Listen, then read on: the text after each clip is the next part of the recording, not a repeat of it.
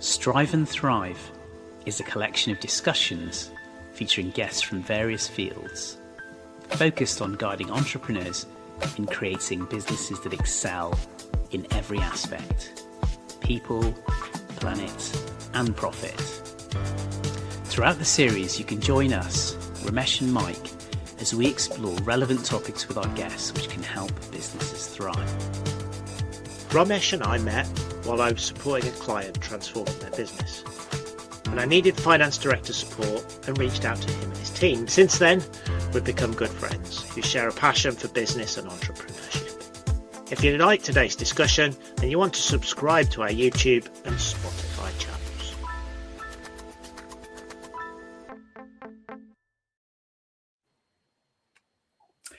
Hi everyone, and welcome to our latest episode with David Bell. David is a multi-award winning entrepreneur, business leader, and technology consultant, helping ambitious organizations to grow, scale, and innovate. As founder of Simboc, he works with startups and SMEs to unlock opportunities through strategic advice, leadership support, and practical digital solutions. David is also an entrepreneur in residence at Anglia Ruskin University, a fellow of several professional bodies, and an experienced keynote speaker and chat show host. David, welcome to Strive and Thrive. It's nice to see you. Can we start, please, by giving us, a 1 minute summary of your journey today? Yeah. Firstly, thank you very much, Romesh and Mike, for having me here today. Absolute pleasure to star with you two in the studio today. Look, we're going to have some great conversations, but I'm sure we'll expand and explore a bit further. But my background started off when I left school. It was when you were allowed to stay or you could leave school at 15, and I did. And I set up my first business, a tech company, an IT company. And I always wanted to work for myself, following my dad's footsteps. And I started up by just working locally, fixing computers for kind of residential, blended into smaller businesses, sacked the residential clients because I realized that B2B was much more important, much more rewarding as well. And I grew that over the next 15, 16 years with a business partner. We escalated into other areas and other fields, and we got known as a telecommunications provider, providing wireless connectivity, outdoor and indoor, point-to-point, point-to-multi-points. We become one of Motor's biggest application partners in Europe, Middle East and Africa. And then in 2014, I had my midlife crisis. We'll explore that further if you like. And I decided to exit that business and focus on helping other business owners, helping them on their journey, taking the right steps, still around tech, how you can utilize technology to really systemize, automate processes in your business. So when you're sleeping or when you're on holiday, God forbid you ever get one of those and you're sitting on the beach, you have that opportunity to know your business is still working for you when you are taking some time out and relaxing. And you mentioned things like Anglia Ruskin University, the Federation of Small Businesses. I've worked with lots of other enterprises and helped them along their way as well. So that's a very light touch, but it's been a 30 plus year journey, learning every day. Every day's a school day, and helping others break their mold as well and do something different. Interesting. Really nice to meet you, David. So you started. Let's dig into your technology company a little bit. So you talked a bit about what it did, but what was your? How did that business evolve? What was the driver for the success of it? What made you learn to move away from households into B2B, to evolve it? What was your experience there? So when I set the business up, as I say, it was kind of local papers when people used to read an old-fashioned newspaper, advert in there. I can't remember what it cost. It was like £40 a week to put an advert in there, like a box advert. And that really reached out to the kind of the consumer market. But what I realized with the consumers, they want you 24/7, 365 days a year. And what really was the icing on the cake was when we were selling. So this were the days you used to build computers, you used to build a PC, put the motherboard in the case, used to build it up, processor, RAM, the lot, hard disk. And it was when a client reached out to me on Christmas Day. So they bought a computer from me, and on Christmas Day, they couldn't plug the mouse and keyboard in. The old PS2 round connectors they could get round the wrong way. And that's what they did. And foolishly, I answered the phone on Christmas Day. And that to me was my family time. And I realized at that point, hey, the consumer market's not for me. And we already had some business clients, and that's where the focus then really went on businesses and supporting them. So we grew that locally, so based in Essex. So we grew that in and around Essex, but that reached out to London, home counties, and then started to give us further reach across the country, because we were working with businesses, had their head office in London, but then had their satellite offices in Manchester, Birmingham, Scotland, for example, even into kind of Ireland and Northern Ireland. And we did a great job. We were, bear in mind, IT back then was more complex and complicated, in my opinion, what it is today. It wasn't plug and play and just switch something on and away you go. There was a little bit more contextual setup and rollout required. So we got known for being good at what we did. But the magic really changed. Our business developed and changed when in 1999, and I remember this quite clearly, one of our business clients come to us and said, look, we've got 2 offices. They're a mile apart, and we need to be able to move telemetry, information backwards and forwards, so network data. And we were already doing infrastructure, so cabled networks, but we needed to connect 2 offices. And I don't know if you remember the days of, kind of dial-up modem systems, when it used to screech at you and stuff like that. Yeah. So these were the days where data through typical telephony lines was super slow. And we found a supplier at the time. They were called Orinoco, and they did an outdoor point-to-point wireless link. And that was our first commercial wireless link we installed. And we saw a niche in the market that was not being offered by anybody else. And very quickly, we moved more heavily into that market. Free space optics, which is basically fiber through the air. So it's like a beam of light through the air with no cable. So it's a laser beam. We got involved with licensed and unlicensed radio. And we become an application partner, a delivery partner for Motorola, which led us into many different areas, opened lots of different doors, and allowed us to work with global blue chip companies delivering projects globally, onshore and offshore around the world as well. So tell me a bit about David. What was your role? Were you the technical person who would build the PCs, or are you the person who's led the strategy, or have you done all of it? Are you sales? What's the role you've played in this journey? Because obviously you've evolved the business to the opportunities. Yeah. So I think like when you start out and build a business, you're everything, aren't you? You are the salesperson, you are the administrator, you are the T-boy, the marketeer, you are the people person, HR. You wear all hats. But as that grew, so about 6 months after I started the business, it was just me. And at the time, my girlfriend was assisting me. But after that, I brought on board my business partner, someone I'd known for many years. We went to school, or we didn't go to the same school, but we kind of knew each other through school connections. And he was doing an old-fashioned YTS program where you'd get paid something like £27 a week. And I reached out to him and said, look, do you want to take a bit of a risk? And he was like, what's that? I said, look, I need someone to come and work with me.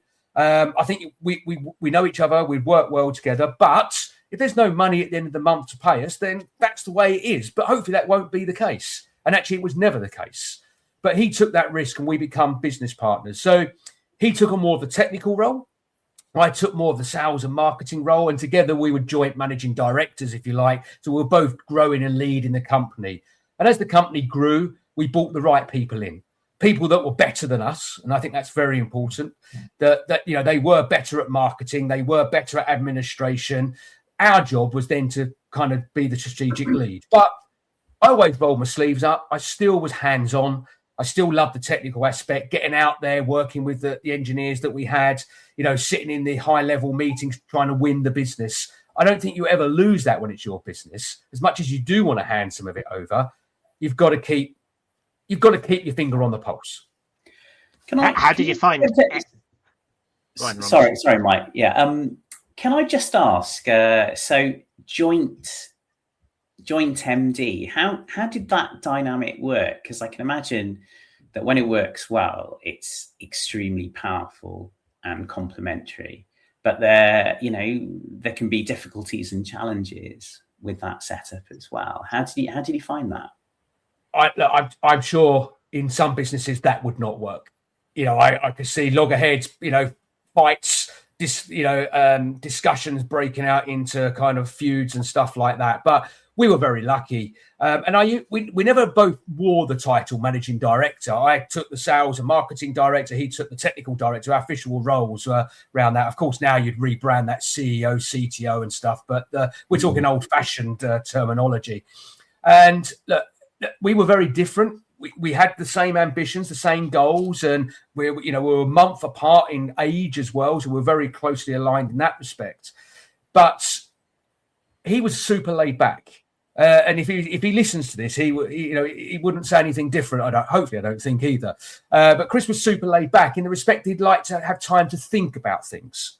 So, there was times that I'm very the opposite, by the way. I want to do here and now. Let's just go with it. It might not be the right decision, but we could miss the opportunity if we don't dive in now. Where he was like, whoa, brakes on. Let's think. Let's go home. Let's sleep on it. Let's come back tomorrow morning or next week and decide. And that was a contrast, but it worked because sometimes I won that argument. It was like, no, we're going now. And other times he was like, no, brakes on, we'll do it tomorrow. And both of those outputs helped us. On occasions, we were in the right place at the right time because we were early. On other occasions, because we sat back, it was the right decision because if we would have gone too early, we would have lost out. So it was a relationship of trust. It was a relationship of knowing how each of us work. And it was a grown-up conversation. Look, I'll be honest, there was times that we had some heated discussions, but in 18 years of working together, that many maximum, 5, no more than, where we kind of fell out that day, kissed and made up the next. It's simple and as quick and easy as that. It was business. We did lots of stuff of travel together. So, we knew each other very well in a personal aspect as well, which again, I think helps tremendously in that trust relationship. So for us, it worked, but I wouldn't suggest to everybody it can work. What are the fundamentals to make a relationship like that? Well, what are the essentials that you would say is the bare minimum to even entertain a scenario like that? Well, the first one is definitely trust, but trust is built. You don't necessarily want to trust everybody overnight. So we knew each other, which was key here. So it's not like we bumped into each other and said, let's do this. We'd known each other for a number of years prior to that. Not in a business capacity, because neither of us had run a business until this point. So, we were young. We were 17, if you like, 17, 18. So we were young. And hey, look, we made some mistakes. We can talk about those in a minute. But for me, it's about that knowing each other, the friendship, the trust. It's kind of listening. It's really important. I talk lots about this to my clients I work with and anyone I bump into. We've got to listen. We've got to appreciate other people's opinions. We're not all the same. We have different outlooks on life. We have different values in life. But that's really important. Those values have to align. And Chris and I, our values were pretty similar. I'm sure there'd be one or two that was slightly differently, but when we run that exercise time and time again, our values aligned, our personal values as well as our business values. And that meant trust was formed. And that meant I could trust him with my life. And sometimes that was the case. We were working on motorway networks, high in the sky, up structures and stuff like that. So we had to trust each other. And the team was built around us like that as well. Interesting. So you exited that business. What was that experience like for you and Chris? And how did you find that journey? Did you come to the end of your road? Was it an opportunity to try something new? What was the personal experience of that exit? So this is the absolute God's honest truth. So what happened in December 2013, Chris and I used to get together, like most people, regularly to sit down, dissect and kind of look through where we are. We were sat down in December to talk about what 2014 looked like. Where are we going? What's the roadmap? And we were sitting down at a pub called the White Hart. They do a nice breakfast in there. And we were sitting there having our breakfast and we were just chatting through, kind of planning out our strategy. And Chris said to me, just kind of, God, look, you're really busy. At the time, I'd already had Simboc. It was running. It was bubbling in the background. I wasn't spending much time on it. And he turned around and said, how are you going to manage all of this? Bear in mind, in the past, I've had some other businesses that run alongside as well. One of those we talk about a pub. God knows why, but I bought a pub, and that was a very interesting experience in itself. But Chris said to me, "How are you going to, juggle, the tech company APC and working at Simboc?" And I said, "I don't know. I said tongue in cheek, and it was an absolute joke at the time. I said, just buy me out. And he looked at me and he smiled. I looked at him, I smiled. And on the 1st of January, the deal was done. So, it was a very different way of doing it, because maybe in some other companies, it doesn't happen like that. But it was a change of direction. I wanted to do something different. We've done 18 years of working together, great experience. I wouldn't change it for the world, of course. But I knew for me that there was more for David. I wanted something different. And in all honesty, Chris and I had the same end goal in mind, or potentially the same end goal, where we'd want to take the tech company. But there was becoming a slight difference on the journey of how we got there. So not that we had to say that we didn't argue, we didn't debate, but that may have happened if we would have carried on together. So this was an opportunity for me to take a fresh break and do something I love, which is helping others. That was the focus now.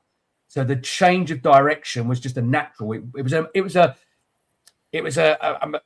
something that just happened in the spare of a conversation. I love that.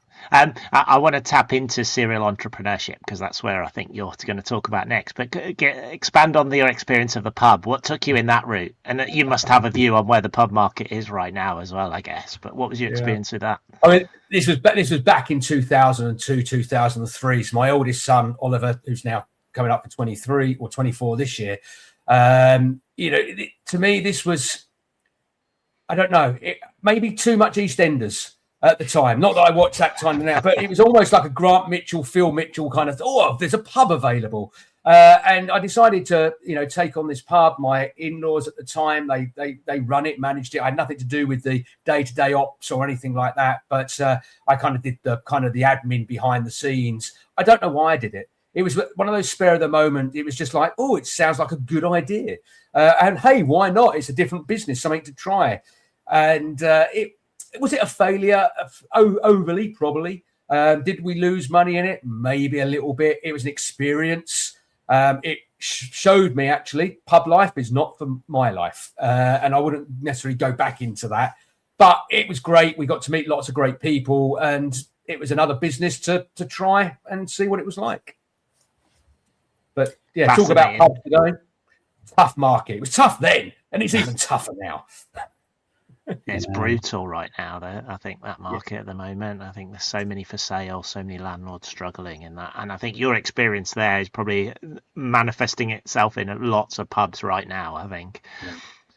What's your view on serial entrepreneurship? Obviously, that's where you've gone. That's what you've been doing now the last 10 years, I guess, since you left your tech business. What's your view on that experience for you as a person? Look, it's not for everybody.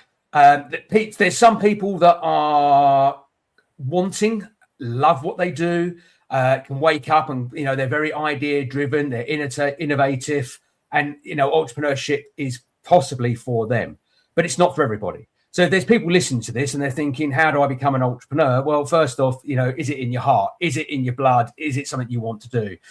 One of the questions I get asked quite a lot is, can you teach entrepreneurship, or is it something you're born with? Is it just something, is it part of your DNA? Is it part of your makeup? Is it?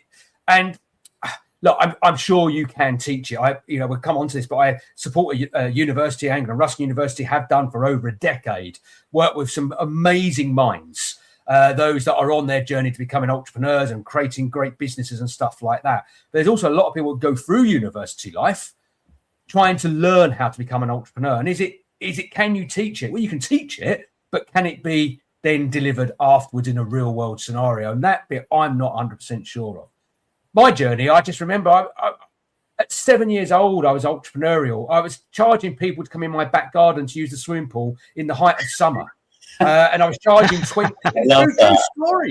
True story. I was 7 years old, and we lived on a long street. I don't know, 100 odd houses down each side, something like that. And lots of my school friends and brothers and sisters of school friends and stuff like that. And it was a hot summer's day in August.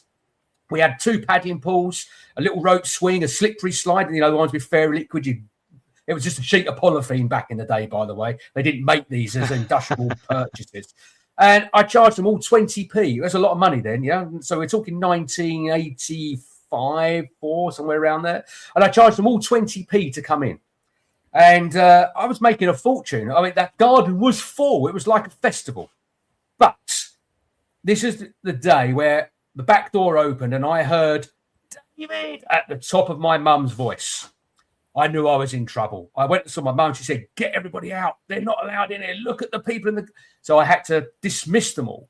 And this was my first part of business where I learned that customer service is super important, because I had to refund them all their 20 pence pieces. So actually I didn't make any money in that particular experience.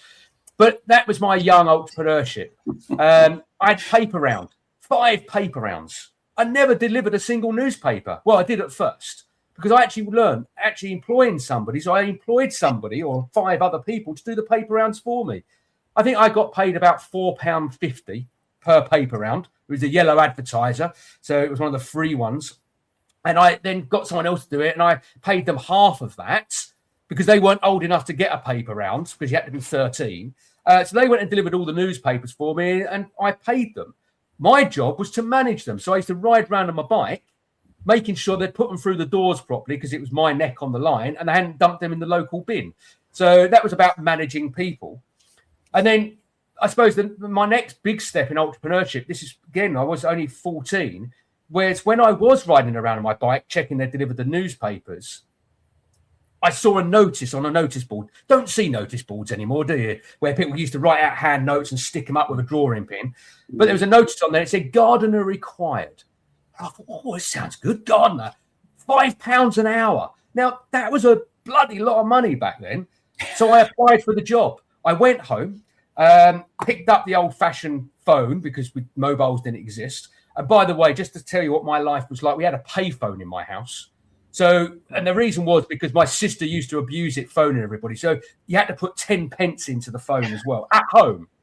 And I phoned the number and said, "You're looking for a gardener?" He said, "Yeah, I am." I said, "Okay, can I pop round and have a look?" And he went, "Absolutely." So it wasn't too far away. Jumped on the old BMX and rode round the corner, knocked on the door, bang, bang, bang. And he answered and he looked at me and he was like, "Hello." And I said, "I'm here for the gardening job." And he was like, "You're about 12 years old, or 13 years old." And I was like, "Yeah." He said, "What do you know about gardening?" I said, "Well, I know how to use a lawnmower. I know how to do some weeding." And he's like, "You can have the job." So I then got my first gardening job, which actually blossomed into a very good relationship, and it opened lots of other doors for me as well. So, yeah, I think you've got to take chances. I used to go car washing, carol singing, you name it, anything to make £1 or £2. That's what life was about. So in my heart, I think you are born with entrepreneurship. You have that want and need and drive and ambition. Can you teach it? Yes, I think you can. But will that person that's taught it have the same drive? That I don't know.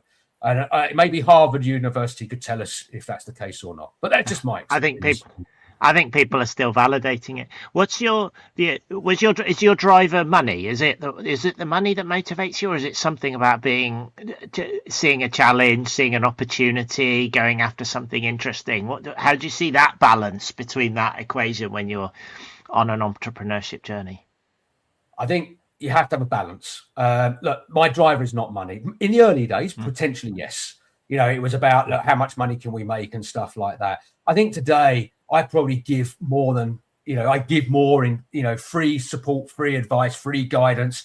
I'd say I wear a hat for the Federation of Small Businesses as a volunteer, have done for 18, 19 years. That took a lot of my time. Never got paid for that. They covered some travel expenses, but that's about it. I'm a STEM ambassador. So that's going into school, secondary education, primary education, STEM being science, technology, engineering, math. Going there and giving up time and, talking about my career path or helping with particular events and stuff like that. I mentioned Anglia Ruskin University, where I go in and work with them as well. And yet some of that you do get paid for. But majority of it is you're giving up your time through mentorship and guidance and stuff like that. So the money's not the driver. It used to be. I need to put food on the table and roof over the head like everybody. I have bills to cover and stuff like that. But for me, the driver is change. It's seeing that knowing that you've helped somebody, knowing that you've made a small difference in their journey. And I love that. I believe what comes around goes around. So if I can help somebody, maybe when I need that assistance, that help, that guidance, someone will help me. But it's not all about the money. But let's be honest, it does help grease the wheels a little bit and make things more pleasurable. David, I've known you for a little while, but I didn't realise you'd started quite so early on your entrepreneurship journey. What a brilliant story. There's so much to unpick there. So if it's okay, I'm gonna kind of summarise. So I just kind of want to organise some of these ideas in my head. That's how my brain works. But a couple of observations from me, I guess. So the first one is when you sold your business to your partner. So just going back to that, for me, I think the takeaway was that you both asked the right question at the right time. And that was a point of reflection. Mm-hmm. And that was something that you obviously had practice in and had been doing regularly in terms of just catching up, talking and thinking about the future. And you created that opportunity, right? And that leads to something else, which I think links very much to your entrepreneurial journey from such a young age. You were creating opportunities, weren't you? Or you were sensing there was an opportunity there and you were going for it. And I think that's a key attribute to successful entrepreneurs. So yeah, it's good to see that in your story and done so effectively. It's nice to see the win-win approach as well. That's something that Mike and I kind of really, I suppose, we subscribe to. We're supporters at Strive and Thrive of the triple bottom line, like people, planet, profit. And I think ultimately that means you're looking for a win-win scenario in business, so that everyone comes out hopefully better off. So that's a really, really good approach. But I think a really key area maybe we could explore a bit more, and Mike, I'd love your views on this, is that balance between pure natural entrepreneurship and that innate ability, which David, you clearly have in abundance, right? What a compelling story from such an early age. And you talked about the fact that, you believe it is possible to learn, but how that works and interacts is, I suppose it can vary. I mean, from my experience, and I'll ask Mike the question in a second. From my experience, I was absolutely not an entrepreneur. Right? I was very much, following a career path, professional services as an accountant, and then kind of going up the ranks firstly in big corporations and then in SME businesses. And I think for me, I learned by osmosis from hanging around with entrepreneurs and being a CFO or finance director in quite successful startups. I gradually built up, I suppose, the confidence to actually say, well, this is really exciting. You're in control. You're doing some pretty amazing things. And, you are helping, you're employing people, you're building something special. And I observed that. And for me, it was a confidence thing, I suppose. And so ultimately, spending all that time at SMEs gave me the confidence and helped me build up that confidence to go, you know what? Yeah, let me try this. Let me try and build a business myself. So yeah, and my approach, like yours, David, because you mentor and support, but actually you also, you're learning as well, right? So I'm continually trying to learn, but also trying to go boldly forwards as well. Mike, you were a kind of late starter in the entrepreneurship journey as well. What are your reflections on this? It's a really interesting. Yeah, I certainly wasn't like you, David. I wasn't that person who got all those, stole all the money off my friends at school. Provided value to them. Provided it value to my friends at school for money. But I've always been interested in change and transformation and doing new things and exploring new ideas. And I think that's where I found entrepreneurship as my exploitation route for what I was really, really interested in. And I think touching on the question of can it be trained, or is it something that's innate, I guess, is the ultimate sort of binary position. I think I've worked with a number of universities now teaching entrepreneurship, similar to yourself. And what I would say is that it's maybe a little bit like a sport and a sportsman and a sportswoman and a sportsperson, in that you can teach anyone to play football, but you can't always teach someone to be a Premier League professional footballer at the highest level. And I think that means they can be very good at what they're doing, but maybe they're not going to be natural at growing what are multiple complex businesses. And I think that's the kind of balance. That doesn't mean you can't run your one or two very good businesses, and you know how to do it, and you know the processes, because those are learnt skills. But there's something about the desire and appetite for, I want to create something new. I've seen an opportunity. I'm going after it, all guns blazing. And being successful on a large proportion of the opportunities that you go after. I do think there's some innate skill within that as well. Innate ability. I think that's so interesting, Mike, because there is that balance. If you go back to the sporting analogy, and Dave, I'd love your views on this in a second. You've got that amazing skill set, but you also need that drive, that motivation, that mental strength and resilience, don't you? And for me, the best elite athletes, whether it's football, whatever sport, have both. They have the innate ability, but they really have worked at it to get better and better and better. And we're talking absolute elite here, right?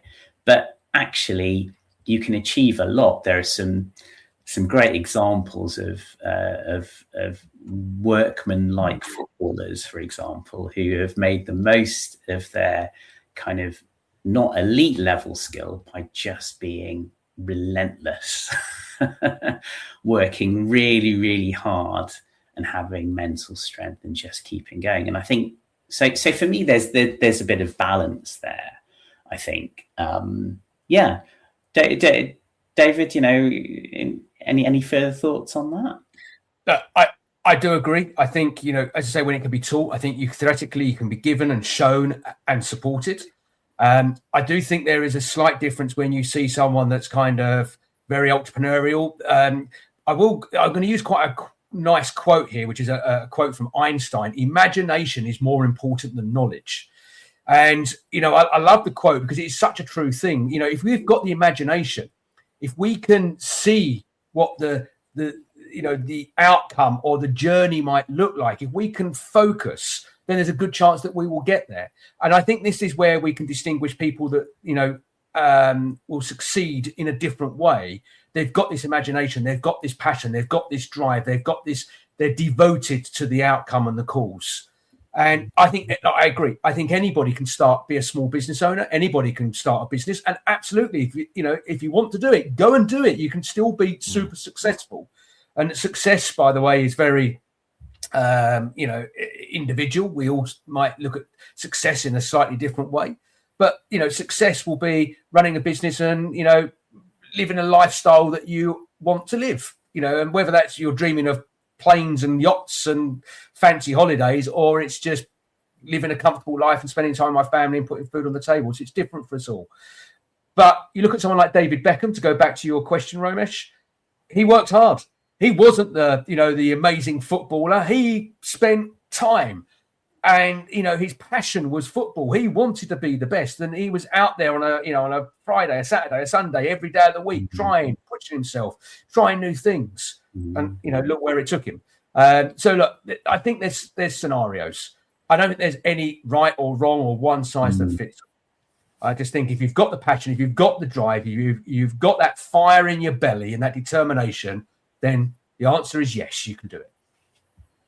I still think this. I agree with what you're saying there, David. But I think one that we've come across a lot on Strive and Thrive, and it was on the John Dyack episode significantly, is around humbleness of founders and their willingness to learn about what they're good and not good at.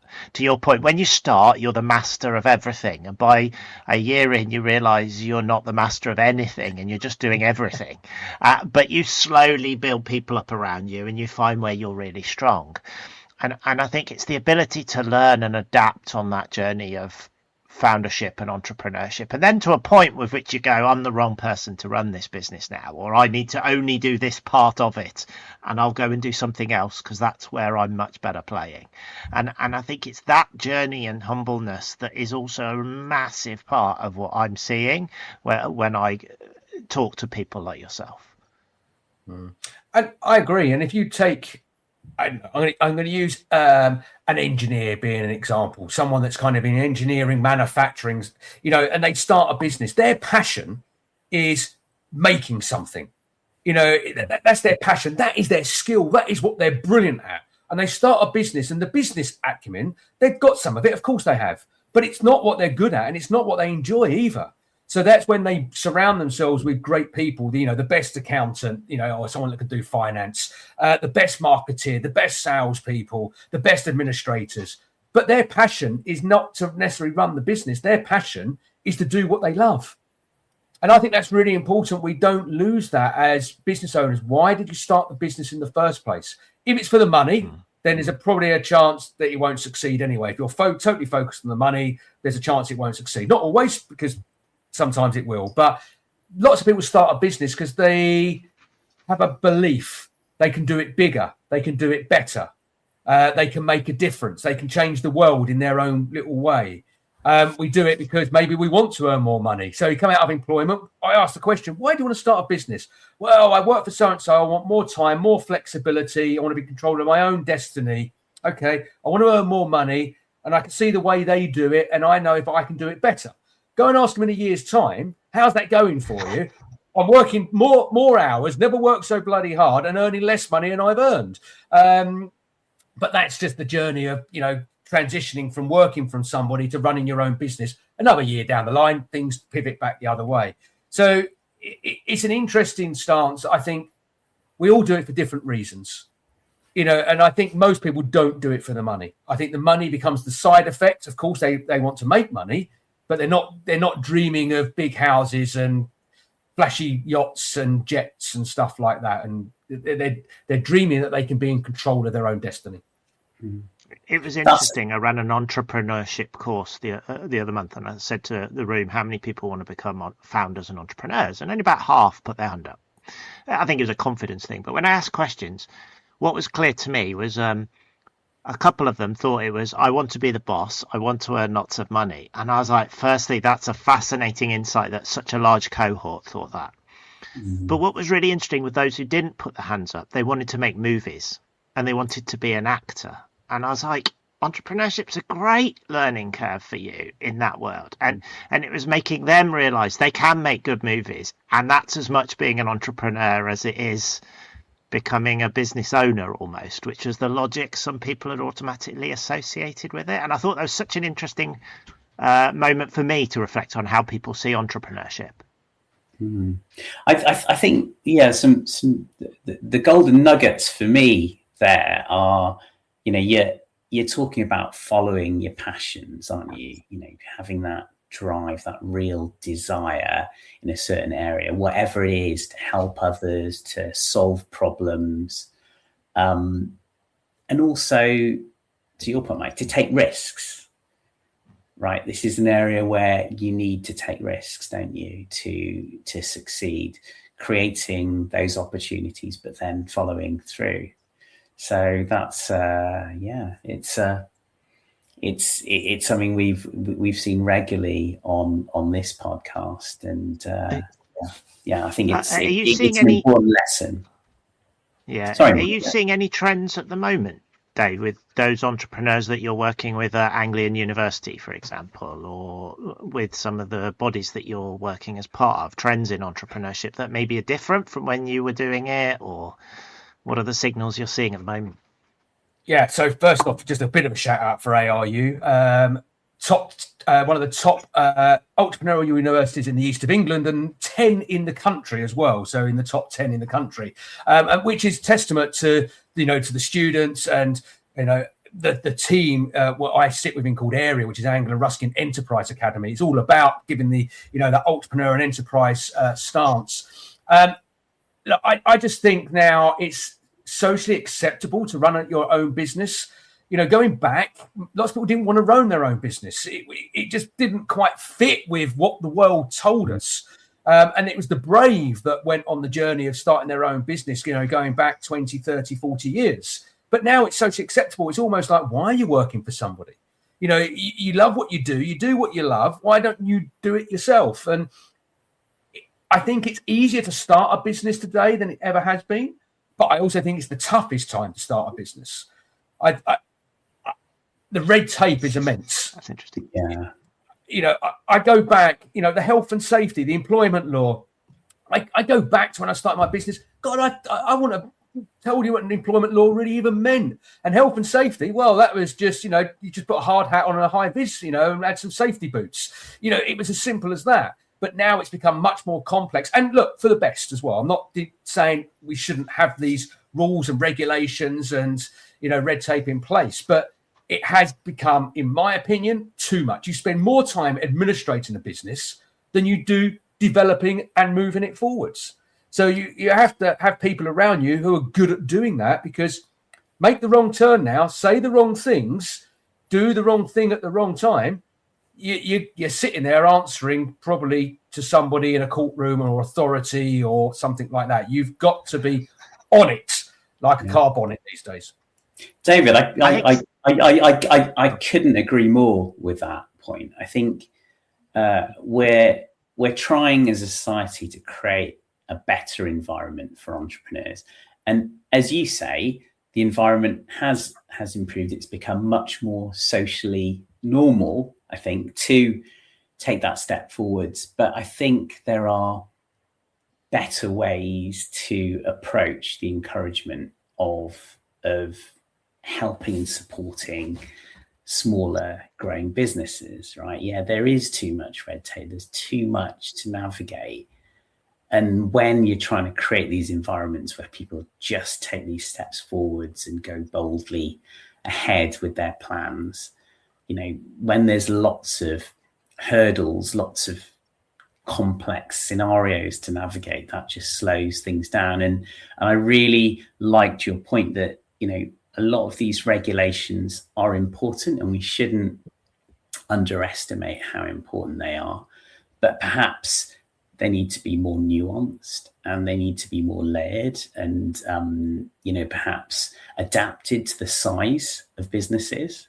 As a CFO of a growing business, we were setting up, essentially a small investment fund, and we were treated essentially as a kind of £100 million business, and we needed to essentially follow all the regulations that equivalent sized business had to do. And it was just so onerous, time consuming, costly, distracting from actually the main purpose of the business, which was to drive forwards, grow, create jobs, create great products for our clients, our customers. So I'm with you there, Mike. Yeah, sorry. What's your view on it?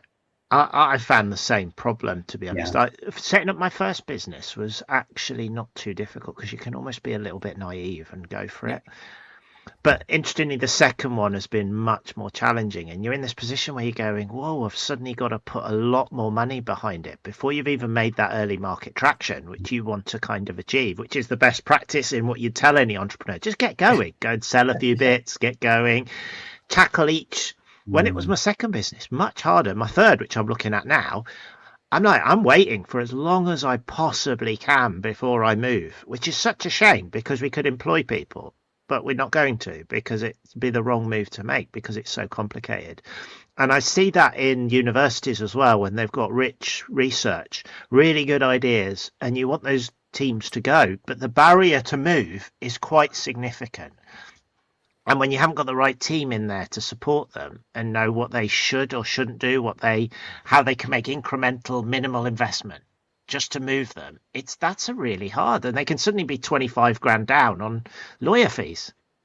Yeah. And I think it's a really valid point, though. I think when you set up your first business, you're a bit more naive. you don't know what you don't know. So it's just kind of like, well, let's just get on and do it. And you learn as you go, which is great. That's what life is about. I used the analogy earlier. Every day is a school day. You're always learning. But when you do your second one, well, you know what you've got to do. So you now can't go, well, I didn't know that, because you've been there and done it, and you've got to do it. So, and then when you come to your third, you've learned a lot more. So you know how much more you've got to do. And it just compounds up, doesn't it? So, but I would say to anybody thinking of starting their own business, do not let this put you off. Look, I'm not going to sugarcoat it. Running a business is not easy. It's great fun. It's not for everybody. Go out there, try it. If it's not for you, nothing lost, nothing gained, as long as you haven't put your house and your life on it. But it's going to be tough. It's going to have good days and bad days. Just hope the good days outweigh the bad days. They do in 99% of the cases. But just go out, just do it. Just don't do anything that's going to get you in, arrested. So keep away from fraud and anything that's criminal. Then you'll be pretty safe. The rest of it's not a problem. I'd recommend anybody go and do it. Yeah, an essential caveat there, David. Yeah, but yeah, as Mike says, it's just get on and go for it. Be sensible about it, but be brave. If you've got something to offer. I was talking to a lady last month, and she was looking at setting up her own business, quite small, quite niche, quite sort of personal experience business. But she was doing the business case, and she was getting advice on how to set up the team and how to run the business and how to do the legal requirements. And I said to her, just go, get your first customer, get paid, let that follow. And I do think, I know we're putting caveats in on our previous conversation, but you're exactly right, David and Romesh. You've got to go. If you believe in it, go for it. And you will be able to tackle them and set it up. But I think therefore we're not trying to put people off. We're just trying to say that the environment at the moment is difficult for entrepreneurs. It's difficult for new businesses, because the economy is tough, and it's difficult in the UK because the regulatory context is really quite hard in the UK at the moment, and not as supportive for entrepreneurs as perhaps it was. Yeah. Let me give you a quick scenario. When we were doing some projects, now this was several years ago now, in South Africa, we worked for a large private healthcare over there. Probably it is the biggest in South Africa, and they're in Switzerland as well. And they were building a new hospital. Now, I've got photos of this, and I appreciate I haven't got them to put on the screen now, but they were building this hospital, and the workers were in bare feet, building, using rollers, flattening the ground, and I just look at that, and here we are dressed up to our nines in safety boots, safety goggles, hard hats, harnesses, because we're hanging out of, windows and stuff. And then you see that side. And, look, I'm sure their fatality levels are up here. It must be. It's got to be. Or, certainly accident level. So I get why we have this red tape, of course, because that is the extreme of one side. But we do need to have common sense. But this is the problem. So many people don't have common sense. They walk out in front of a car coming or something silly like that, or a bus. So we've got to have these rules and regulations to protect everybody.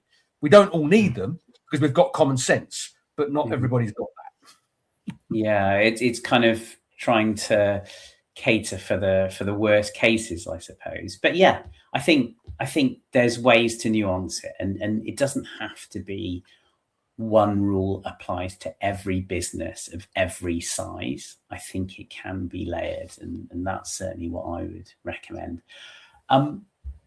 Mike, you touched on the uncertainty that we're facing now, and David, I'd love to understand more about what you think. That there is economic uncertainty right now with what's going on in the world, at a national level, at an international, global level.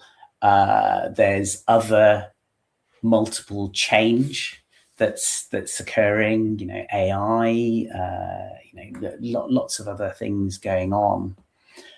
How do you think businesses can manage? Because my sense is a lot of businesses are finding things difficult at the moment. Yeah. As I said earlier, I think now is a great time to start a business. And actually the last 5, 6, 7 years have. But hey, God, hasn't it been tough for all of us, whether you run a business or not? The days of COVID, the impact. Funny, I've had a message from someone this morning saying I'm not running my business anymore. COVID literally wiped me out. And, I kind of look at this and I just think we are in challenging times.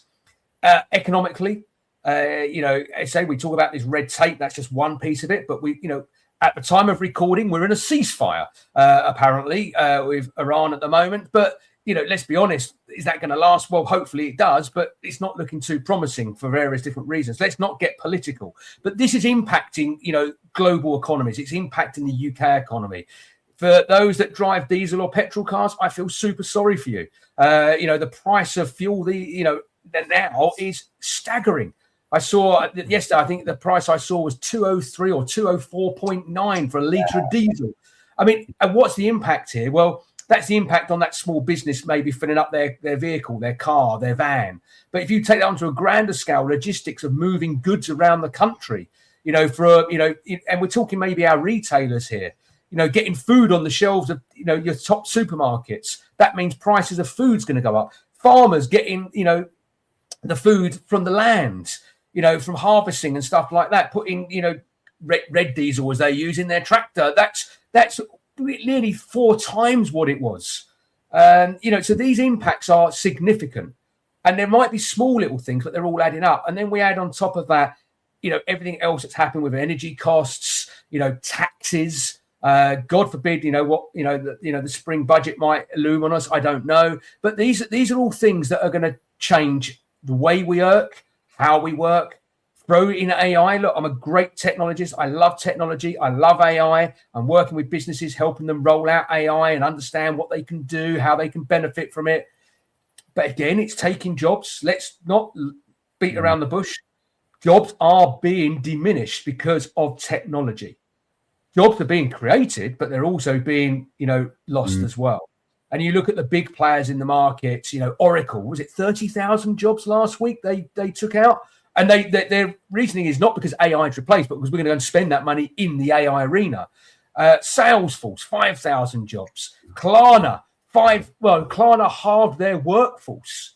Even Spotify, are not now, their coders are not even writing code anymore. Their coders are watching AI create the code and they're just checking it afterwards, supposedly. So we're in a world of change. A perfect storm, I think, is the word you used, Mike, earlier before we come on live on there. You said we're in a perfect storm, and I couldn't agree more. I think the only bit and this is me with my own entrepreneurship or ideas hat on, is it also creates opportunities, but it's about founders and entrepreneurs seeing the world as it is right now and seeing where the risks are and where the opportunities are, and continually evaluating what's going on, because we can't second guess what's going to happen in the next 3 to 6 months because there's too many moving parts. But I think what we can do is see where the opportunities still might sit, where the risks sit, and manage your business carefully. The challenge it has in that kind of time frame is it's difficult to make big investment decisions. It's difficult to make big leaps of new product development or new business setups. It's much more risky, so you've got to take much more short-term based approaches, I think. And that's what I would recommend to any startup business anyway. So I just think they're very natural to working in that kind of environment. Obviously, Mike, I hesitate to support you so wholeheartedly there, but no, I mean, absolutely right. It's there is opportunity there, but no one can predict the future. We're at a time where the future is more uncertain than ever, but don't let that stop you. Look at opportunities, keep up as best you can. One of the things I do in terms of AI is I follow David Slolley's AI newsletter. David was a previous guest of ours. He writes a lovely kind of summarized version of events in terms of AI, what's going on there, for example. But I think it's very difficult to be right at the cutting edge. You can't do, there's too much going on, but do your best, try and keep up with the main themes. But one of the key phrases Mike used just then is manage your business carefully through this process. I think be cautious, be considered. Now's the time to make sure that you're still there and functioning and robustly operating as opportunities present themselves, because because I think these times of uncertainty can be a time where lots of businesses struggle significantly and ultimately fail. Right, so you've just got to keep, from my perspective, keep sure you're operating, so you can take advantage of the better opportunities, the good times as they present themselves going forwards. We can't predict the future, but they will turn. I'm an economist, and I believe in cycles, as we talked about earlier. And it's staying the course, I would say. Yeah. And I don't want to be doom and gloom. Just make that very clear. I'm a very, optimistic, positive individual, and people that know me and work with me will support that. But I'm also a realist. We've got to be aware of what's happening around us and be prepared. Whether you want to call it prepping or, being, kind of forecasting your own future. We don't have a crystal ball. We don't have a magic wand or a silver bullet. But we need to make the best of opportunities. And one of the things I'll add in, because I mentioned this kind of off air, is that we, as business owners, and I use the word small businesses, but that can be small, medium-sized businesses or even larger corporates, we need to help each other. We need to support each other. We need to collaborate. We need to look at how we can work together to get the best out of, us and our teams.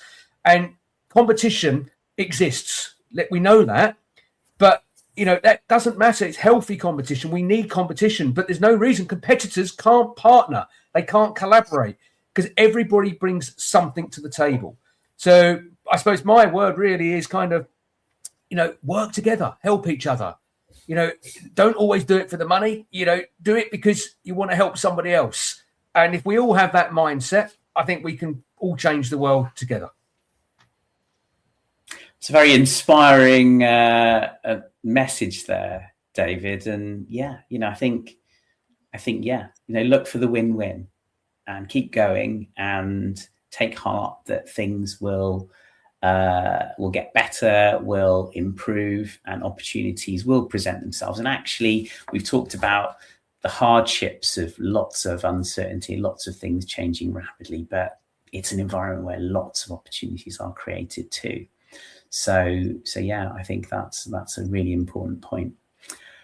I think it's probably time to start kind of wrapping up the conversation now. And David, I'm very reluctant to do that because there's so much great stuff that we've chatted about. And I know there's so much more we could cover as well.